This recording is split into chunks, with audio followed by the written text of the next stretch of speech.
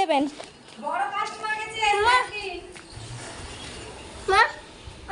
আসসালামু আলাইকুম বন্ধুরা, সবাই কেমন আছেন? আমিও খুব ভালো আছি। ব্লগিং উইথ ম্যারোজে একবার সকলকে স্বাগত জানাই।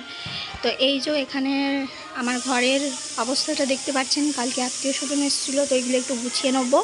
গুছিয়ে নেওয়ার পরে আমি আমার ব্লগিং ভিডিওটা শুরু করব।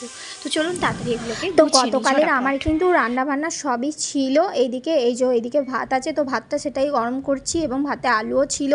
আমি তো কোনো জিনিসই নষ্ট করি না, আমি সমস্ত জিনিসটাই ইউজ করে নিই, তা সেটা বাসি হোক কিংবা যাই হোক।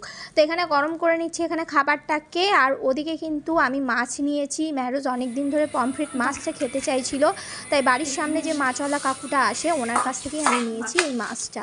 তো সরি, একটা কথা আপনাদের সাথে শেয়ার করি, মাছওয়ালা দাদা ভাই, সরি মাছওয়ালা কাকু না, কেন ওনাকে কাকু বললে উনি কিন্তু খুব রেগে যান।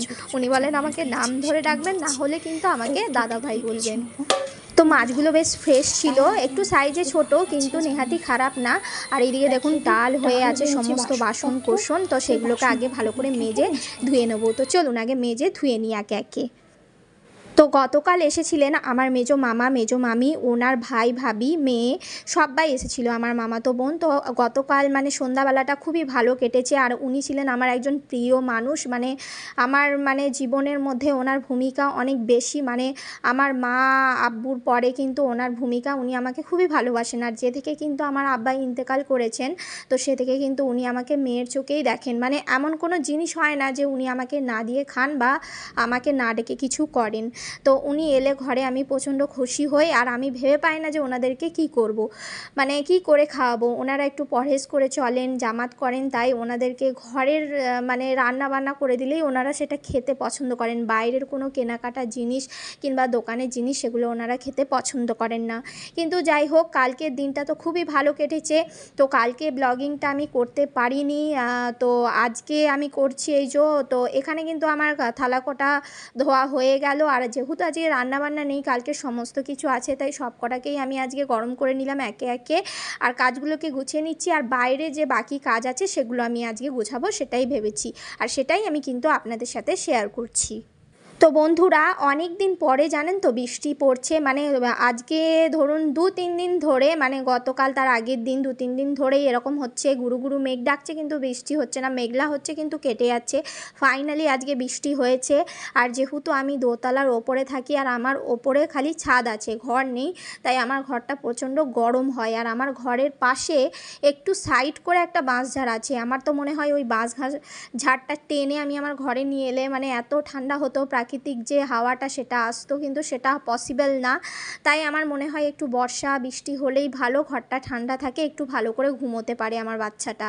তো আপনাদের সাথে গল্প করতে করতে তো ওদিকে আমার থালা বাসন ধোয়া হয়ে গেছে, চলে এসেছি এদিকে মাছ ধুতে। আর মাছ ধুতে তো আপনারা জানেনই আমার বাইরের এই জায়গাটা, স্পেসটা খুব ভালো লাগে, সুন্দর মিষ্টি হাওয়া দেয়, আর তার সঙ্গে বাইরের এই ঝলমলে আলোটা থাকে।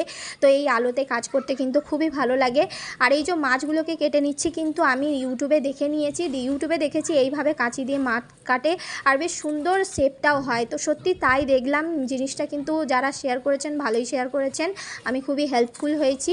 তো এই যে এখানে কিন্তু মাছের আগে আমি সমস্ত ন্যাজাগুলোকে আগে কেটে দিলাম, মানে যা যা ছিল আর কি, পাখনা ডানা যেগুলো ছিল কেটে নিয়েছি। এরপরে কিন্তু আমি পেটটা কেটে কিন্তু পেটের ময়লাগুলোকে পরিষ্কার করে নিচ্ছি একে একে। আর এই বাইরে কিন্তু হাওয়া খেতে খেতে মাছটা পরিষ্কার করতে বেশ ভালোই লাগছে। মাছটা কিন্তু আজকে রান্না হবে না, রান্নাটা আমি মাছটা কালকেই করব। আজকে বেছে ধুয়ে আমি কিন্তু বক্সে ভরে ফ্রিজের মধ্যে ভালো করে রেখে দেবো। তো আজকে যেহেতু আমার রান্নার চাপটা নেই, তাই আমি বাইরের কাজগুলোই সারছি। আর অনেক দিন ধরেই আমার দুটো আলমারি আছে, যে আলমারির জামা কাপড়গুলো একদম অগোছালো হয়েছিল, তো সেগুলোকেই আজকে আমি গুছিয়ে নেব। তো বাইরে যত সম্ভব যা কাজ আছে সমস্ত কাজগুলোকে আমার ইচ্ছা আছে আজকে কমপ্লিট করে নেব। আর যেহেতু আজকে সানডে, তাই ছুটির দিন, কিন্তু আমার ছুটি নেই। পরপর টানা 2 দিন আমার ঘরে মেহমান এসেছিলেন, তাই আমি আমার স্টুডেন্টদের ভালো করে পড়াতে পারিনি, তাই আজকে ওদেরকে ডেকেছি পড়াতে, ওদেরকে আমি আজকে পড়িয়ে দেবো। আমি যখনই আমার তরফ থেকে ছুটি হয়, আমি কিন্তু সেই ছুটিগুলোকে সানডে পড়িয়ে মেকআপ করে নিই, কেন ওরাও পয়সা দিয়ে পড়ছে যাতে বলতে না পারে। তো যাই হোক, এদিকে আমার মাছগুলো ধুয়ে নিয়েছি ভালো করে। আর এই যে বক্সের মধ্যে কিন্তু আমি ভরে নিচ্ছি, বক্সের মধ্যে এগুলোকে ফ্রিজে রাখবো। ফ্রিজ আমাদের নিচে আছে। আর একটা হরেক মালওয়ালা এসছে, চলুন আপনাদের দেখাই কি কি এনেছে উনি। ওগুলো 10 টাকা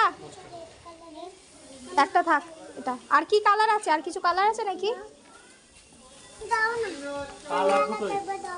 তো বাচ্চাদের তো নেওয়া শেষ নেই। আমি আমার দরকারি জিনিস নিতে গেছি, পেছন পেছন ওরা আগে থেকে মানে পেছন পেছন ওরা আগে থেকে রেডি আছে, মানে এই দেখুন 3টে ছানাপোনা রেডি আছে কি নেবে। তো যাই হোক আমার একটা মগের দরকার ছিল আর একটা সাবানদানি দরকার ছিল, সেটা নিয়ে আমি কিন্তু কেটে পড়লাম। আর যাই হোক মেহরোজ কিন্তু আজকে খুব ভালো মেয়ে হয়ে গেছে, ও একদম জেদ করেনি, যাক ভালো হয়েছে।